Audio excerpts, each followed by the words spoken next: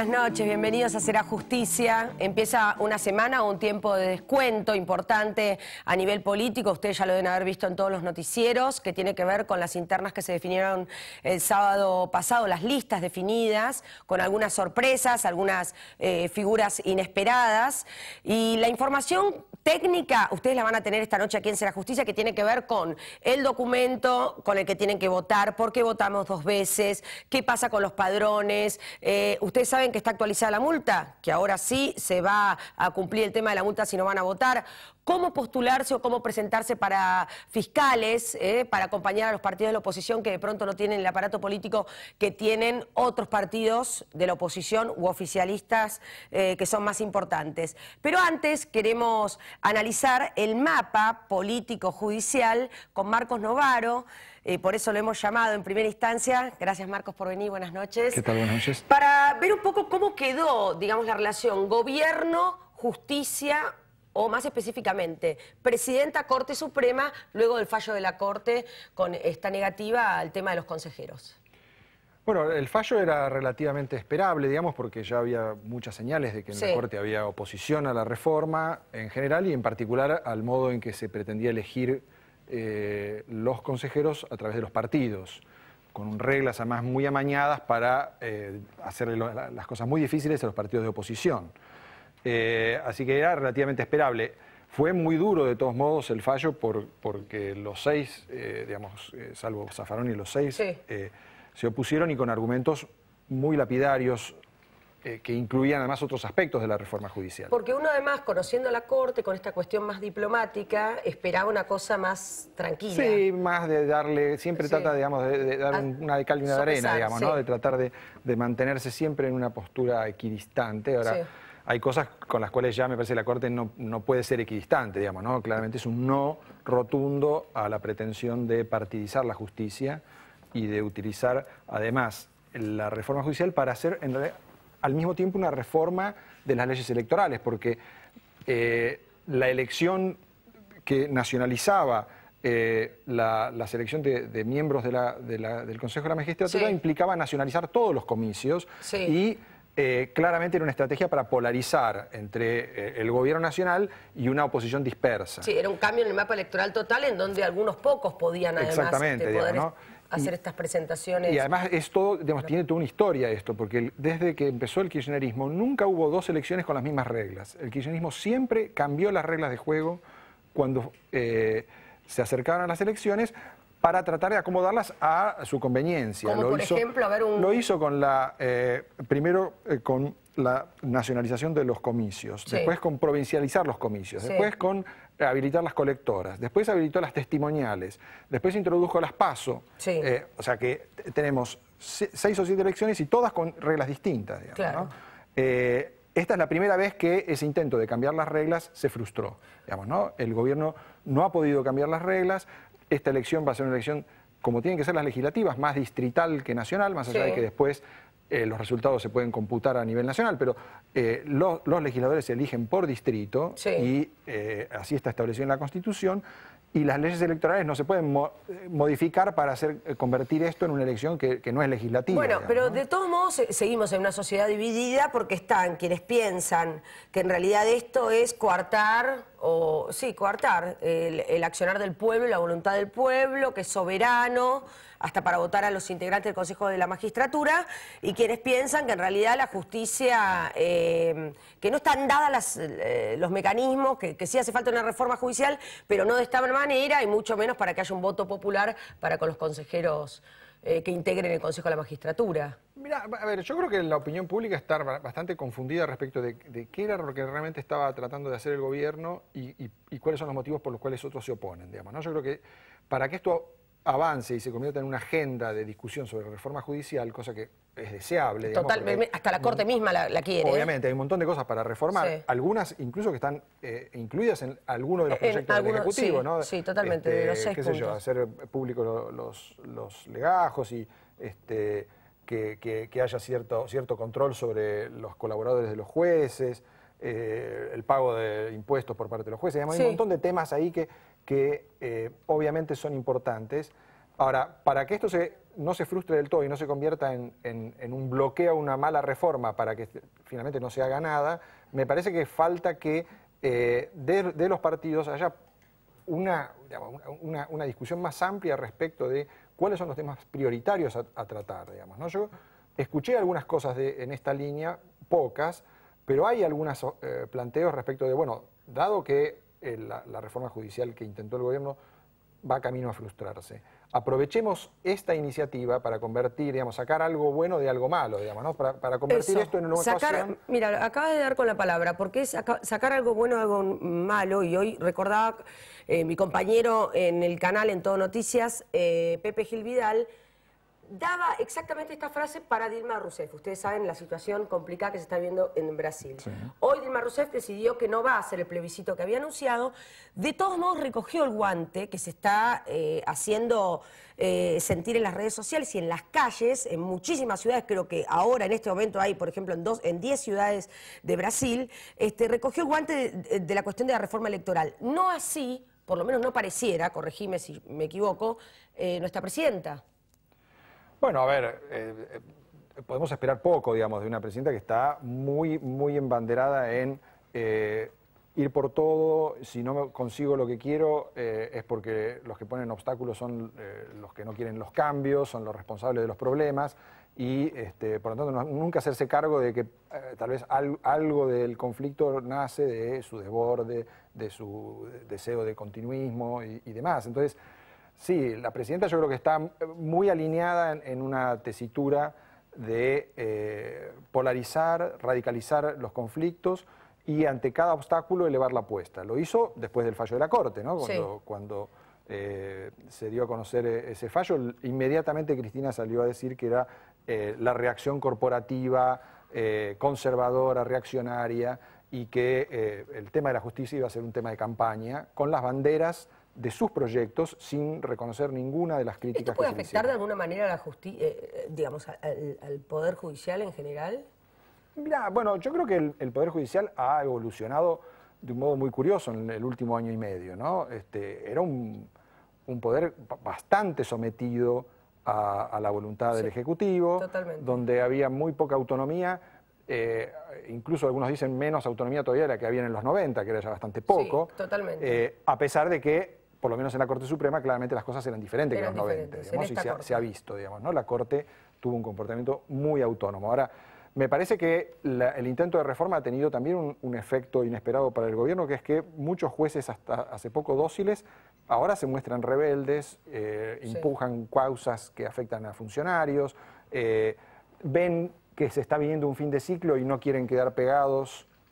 Lo hicieron también a fines de los 90, digamos, ¿no? No quieren quedar pegados con un poder que se debilita. Sacan de los cajones causas que tal vez estaban ahora, allí demoradas. Ahí también hay mucho oportunismo y no es que esa justicia va a funcionar mucho mejor que antes. Eso digamos, no nos va a hacer bien a todos. ¿no? Ahora, sí es una ocasión para que estos temas se discutan de un modo más maduro, tal vez en la propia campaña electoral. Si el gobierno insiste con su agenda de reforma, tal vez sea ocasión para que los partidos de la oposición se vean obligados a decir algo más respecto de, bueno, no queremos esto, además queremos esto otro, digamos, ¿no? No simplemente frenemos esta locura del gobierno. Marcos, muchas gracias. No, gracias a vos. Gracias por haber estado esta noche aquí. Y ahora vamos a hablar, a propósito de las PASO que recién hablaba Marcos Novaro, ya se vienen, ¿eh? Seguramente ustedes carecen de mucha información, la van a tener aquí en 2 minutitos nada más en Será Justicia.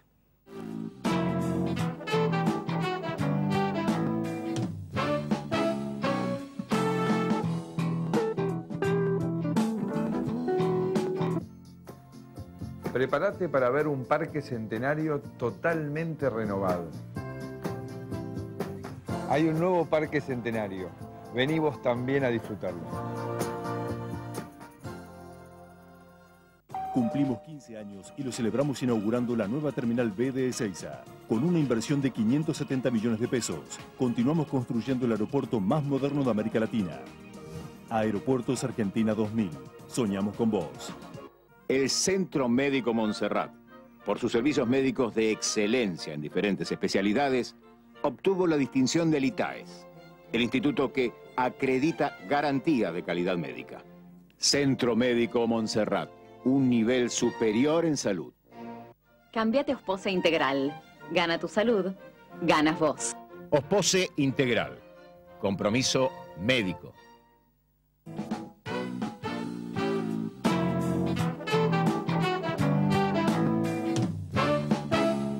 Hernán González Figueiredo es secretario judicial de la Cámara Nacional Electoral. Gracias a la Cámara, que le pedimos especialmente si su secretario podía venir, porque es la persona que más entiende cuestiones técnicas. Bueno, los jueces también, pero antes venía también Nicolás Din, que era el secretario, para contarnos cuestiones técnicas. Gracias. Por favor. Buenas noches. Y Claudio Bargach es de la red Ser Fiscal, que desde el primer momento que escuché mencionar esta red me pareció muy interesante. Más allá de los intereses de la coyuntura actual, me pareció interesante como movimiento. Gracias por venir. Muchas gracias por la invitación. Empezamos con el tema de las PASO. ¿Por qué? ¿Por qué tenemos que votar 2 veces? Bueno, las PASO es la sigla de primarias abiertas, simultáneas y obligatorias, que son una forma de seleccionar candidaturas que modificó el sistema anterior, en el cual los partidos seleccionaban a sus candidatos a participar en las elecciones a través de internas cerradas o, en el mejor de los casos, a veces de sistemas de elección semiabierta, donde afiliados e independientes votaban sobre cuál era la mejor lista para representar al partido en la elección. Bien, esto tiene un beneficio. Esto fortalece en alguna medida la representatividad de quienes van a llegar a octubre para la elección del 27 de octubre. O sea, ahora la gente, lo que vamos a votar con el mismo carácter obligatorio que en las generales, son precandidatos para que puedan ser proclamados y postulados como candidatos en octubre. Por ejemplo, en la Ciudad de Buenos Aires está la alianza entre Elisa Carrió, Terraño, bueno, muchísimos candidatos, son como 6 creo, que van a competir ellos, Pino Solanas. Claro. Ahora, por ejemplo, ponele que gana una lista. ¿Qué pasa con los otros candidatos? ¿Se unen a la lista o directamente no pueden...? Para el caso de las candidaturas al Senado de la Nación, porque en Capital Federal se eligen senadores. La lista completa es proclamada y va a octubre la lista completa. Una de las 3 listas. Las internas, Terraño, el cabeza de lista, no puede participar de la elección general. En cambio, con la elección de la lista de diputados sí se puede integrar una lista, de acuerdo al sistema electoral que establezcan en el reglamento de la agrupación, sí pueden ser integradas la lista que se proclame con candidatos de la primera, de la segunda y de la tercera. Claudio, ¿cómo nace la red Ser Fiscal y cómo van ustedes juntando fiscales de mesa que de pronto no pertenezcan a un partido ni un aparato político que se sabe que es indispensable para poder garantizar la transparencia de las elecciones? Bueno, básicamente la experiencia es la gente que salió a las marchas, toda la movilización social, del 8N, el 13 de septiembre, el 18 de abril y demás. Y la verdad que la propuesta nuestra es un paso más allá, es decir, esos ciudadanos que a lo mejor querían manifestarse de alguna manera, que den un paso más allá y se comprometan con la transparencia electoral, con la República, siendo fiscales electorales. Habida cuenta que el sistema político argentino y de los partidos políticos tiene cierta debilidad y hay diversidad de partidos con dificultades como para obtener fiscales electorales. Entonces lo que estamos planteando es, bueno, que se comprometan, que participen un día en la elección. Una cuestión que me parece muy interesante, que es que hemos hecho acuerdos con 10 partidos políticos nacionales, 9 nacionales y un partido político provincial. ¿Qué partidos son así de los más conocidos? Tiene el arco desde la centroizquierda a centroderecha, digamos, si nos gustaría esa definición, que es el Libres del Sur, el socialismo, el GEN, la Unión Cívica Radical, la Coalición Cívica ARI, el PRO, Unión por Todos, Unión Celeste y Blanco, el Partido FE y la Democracia Cristiana. Estos son los 10 partidos. Entonces el ciudadano participa, nosotros estamos colaborando con capacitación presencial, online y demás, y llegado el momento, a partir del 11 de julio, los ciudadanos van a poder elegir por un sistema por qué partido quieren ser designados fiscales. Y lo importante en este punto es remarcar que no es que sean fiscales de los partidos políticos, sino son designados por estos partidos mediante este acuerdo que hemos arribado, pero fiscales para toda la transparencia electoral. Absolutamente. Bueno, esto es muy importante. Obviamente la página web ustedes tienen y ahora nos lo va a contar de qué manera ustedes pueden ingresar, pueden averiguar. Tenemos voto joven, voto a partir de los 16 años, por lo cual va a ser interesante también si los chicos quieren tener esta primera experiencia ya participando del todo, siendo fiscales que hacen falta y de distintos partidos políticos. Hay muchas dudas respecto a los documentos. ¿no? ¿Con cuántos documentos se puede...? Mira, ahí tenemos como una plaquita que nos hizo Pablo de Francesco. Ahí están todos los documentos que tiene el ciudadano común. A ver, ¿cuáles me van a permitir, cuáles me van a bochar? Bueno, cualquiera de esos documentos que están en pantalla sirven. La principal duda obedece a la tarjeta plástica, los que tienen... Totalmente, el sello, yo quiero el sellito. Porque se preguntan dónde van a tener el sello. Y eso es importante señalar que cambió. No se va a sellar más ni la libreta ni ninguna otra Ni siquiera la libreta de enrolamiento, nada. No, le van a dar al elector una constancia especial de emisión del voto.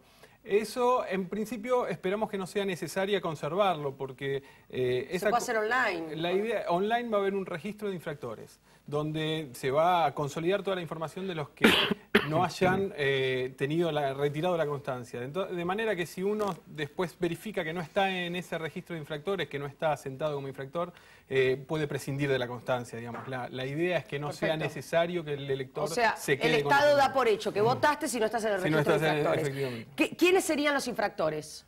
Quienes no vayan a votar y no se justifiquen dentro de los 60 días después, en este caso, del 11 de agosto. Las justificaciones son cuestiones de salud en un hospital público. Fundamentalmente cuestiones de salud o razones de distancia justificada, más de 500 kilómetros. Bien. ¿Y la multa por qué ahora es diferente que en otras elecciones? Bueno, porque se actualizó. El legislador, el Congreso de la Nación, actualizó el valor de la multa, que antes estaba, digamos, desactualizado, y lo fijó entre 50 y 500 pesos.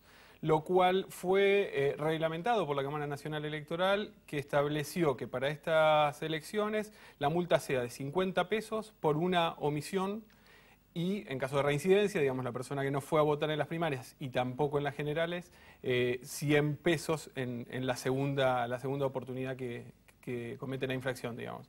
Entonces, la razón por la cual hasta ahora no se había aplicado esto es porque no se podía ejecutar la ley por desactualización monetaria. Igualmente nosotros tenemos un alto grado de participación. Sí, Argentina tiene un índice del 78% más o menos en las últimas elecciones. Es un compromiso que es voluntario para votar, más allá, porque no es que, viste, la multa, no sé, te ponen preso y estás inhabilitado de por vida y de pronto no es que está el Estado atrás. Es una obligación cultural, se ha transformado. Es algo cultural. Y por eso yo creo que está vinculado, esta voluntad de votar también está vinculada a la convocatoria que están haciendo ustedes, sobre todo porque, no voy a decir que es apolítica, porque es tan política que no es partidaria. Así es política, es cultural. Nosotros pensamos que toda esta cuestión de las debilidades en la organización eleccionaria, en estas cuestiones de las dudas de la gente, si faltó boleta, no faltó, a quién votar y no votar, posibilita que ciudadanos independientes se sienten y controlen la elección,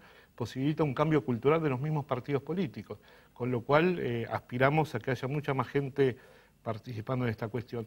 Y esto no es en contra de nadie, porque en realidad legitima a ganadores y a perdedores. Los perdedores se quedan tranquilos, que efectivamente hubo boletas, que pudieron votar a todos, que hubo una participación plena. Esto le conviene al mismo oficialismo, que bueno, son los que tienen más aparato político, pero tal vez ustedes han hablado con la gente del Frente para la Victoria. No, no particularmente, porque ellos tienen una estructura política y realmente no. Nosotros tenemos algunas diferencias en la organización de la elección, y así lo hemos planteado a las autoridades.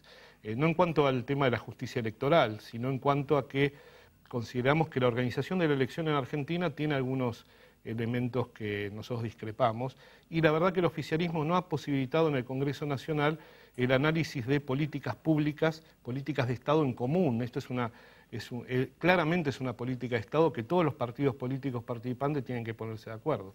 En Argentina, quien asiste a la justicia electoral, pero tiene un rol muy protagónico, es la Dirección Nacional Electoral, dependiente del Ministerio del Interior. Claro. Entonces, en alguna medida aparece como juez y parte en algunas de estas cuestiones, ¿no? Bien, y estaba pensando, ¿no? También el tema de los menores, que yo decía, recién ustedes tienen algún tipo de grupo de gente característico que son los que más se acercan a la red Ser Fiscal, los que más se presentan. Algunos datos. El 95% de las personas, que de los casi 34.000 inscriptos que tenemos en todo el país, no están afiliados a ningún partido político. Okay. Otro elemento es que casi el 70% nunca han fiscalizado en ninguna elección. Si decimos cuestiones etarias, diríamos que hectáreas y de género, las mujeres, hay mucha participación femenina, 60, 65%, después vienen los jóvenes y después vienen los hombres. Bien.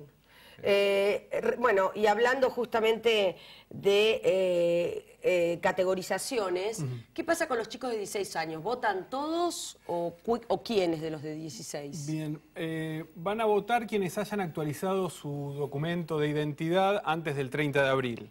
Esto por, digamos, la actualización antes estaba prevista precisamente a los 16, de manera que no les llegaba a la justicia electoral la información de que había una persona que incluir en el padrón.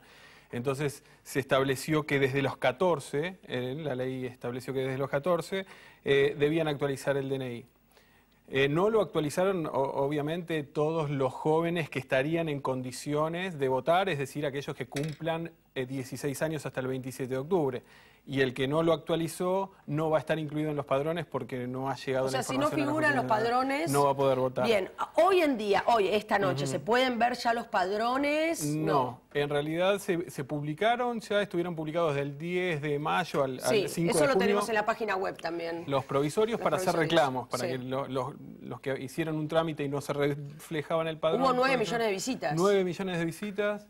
Y un 0,5 de reclamos, digamos, que se bueno, están bastante bien la tramitando. estadística. Bien, digamos. La cuestión es que esos cambios que se están analizando, gestionando y tramitando para ver si el reclamo era correcto o no, van a ser reflejados en el padrón definitivo que se va a publicar a partir del 12 de julio. Ahí es donde ya los jóvenes que hicieron el trámite van a saber si están incluidos. ¿Qué estamos viendo acá? Ese es el nuevo formato de padrón. En esta elección hay varias novedades que se van a ver en el acto electoral. Ahí es un formato, como ven, muy diferente al anterior, donde va a haber foto. ¡Qué bien! Foto como prueba piloto y en un porcentaje de alrededor el 25% del electorado, que tiene que ver con quienes actualizaron el DNI bajo el nuevo sistema de identificación. Sí, absolutamente. Va a haber un lugar para la firma, el elector va a tener que firmar después de votar, en un campo para la firma, y lo que se ve a la derecha en celeste son las constancias de emisión del voto, es esto que... El papelito que vamos a guardar hasta verificar que uno no esté en el registro de infractores. ¿Qué pasa con el tema de la donación de órganos? Eso ya está como antes, digamos. Se presume que quien no expresa que no... Sí, acá no, digamos, en este tema no se modificó nada en lo que tiene que ver con la confección de padrón en eso. Y le pregunto también con el tema de los extranjeros, porque sé que llegaron a un acuerdo por lo menos con el Consulado de Paraguay. Bueno, ahí se hizo un cruce con los padrones de Paraguay en algo inédito que la verdad es que creo que en ningún otro lugar del mundo se había hecho para es por la doble ciudadanía. Verificar la situación fronteriza, si se quiere, o de doble registración de electores. ¿Y cómo tienen que hacer los ciudadanos? No, eso se hace de oficio, digamos, la Cámara Nacional Electoral cruzó los padrones, digamos, confrontó el de la Argentina con el de Paraguay, se detectaron, la verdad, que bastantes pocos casos de doble registro, son 7.000 en todo el país, dispersos en todo el país, y lo que se hizo fue mandarle a cada juez de primera instancia, juez electoral, la información para que verifique la situación de esa persona. ¿Cómo sería, por ejemplo, un ciudadano paraguayo que está radicado acá, que tiene la ciudadanía argentina, debería votar acá y abstenerse de votar allá? Claro, digamos, se pueden ejercer los derechos políticos en un solo país. En uno de los dos países. Claro, no simultáneamente. ¿Y eso cómo lo expresas? Y eso por la residencia, digamos. La persona puede ser, digamos, que se haya venido a radicar acá y por ahí nunca se dio de baja en el padrón de origen, en su padrón de origen, o viceversa, por ahí son argentinos que se naturalizaron paraguayos, y lo que no implica que haya una irregularidad en el sentido de que emitan el voto en los dos países. Bien. Hablando de nacionalidades, ¿algún requisito para la red fiscal en cuanto a extranjeros? No, en absoluto. ¿Hay? No, pueden votar los votantes, digamos, y los chicos a partir de los 16 años, si quieren ser fiscales, con una debida preparación, no hay ningún inconveniente para que participen. ¿Cuál sería la debida preparación? Es decir, seguro debe haber mucha gente que se inhibe, ¿no? De hacer preguntas.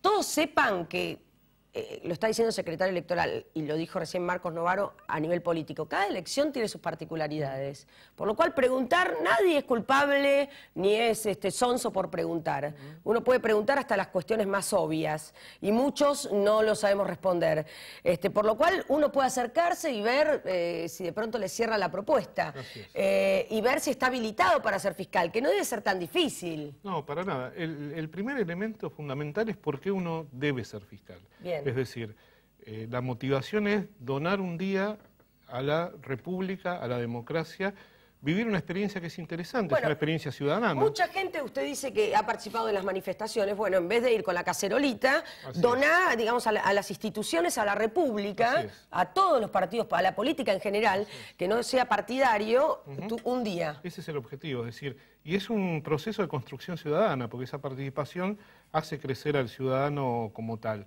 Y la otra cuestión son cuestiones técnicas elementales que al haber una red justamente y una capacitación adecuada no son tan difíciles. Nos parece que... ¿Cómo cuáles? No, ¿Secundario obligatorio? No, en absoluto. Bueno, obviamente lectoescritura. Eso por supuesto, sí, poder llenar una planilla, poder analizar un padrón y quiénes votan.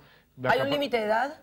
No, si bien hay un límite de edad para que el voto sea obligatorio, cualquier ciudadano que se sienta en podemos condiciones... tener abuelos que de pronto le puedan donar ese día. Tenemos algunos abuelos de 80, 85 años que con mucho orgullo manifiestan que quieren dar un día por la democracia y por la transparencia. Gracias Claudio. Es muy importante la gente que se moviliza por motu propio y de pronto quiere participar en algo tan lindo como son las elecciones.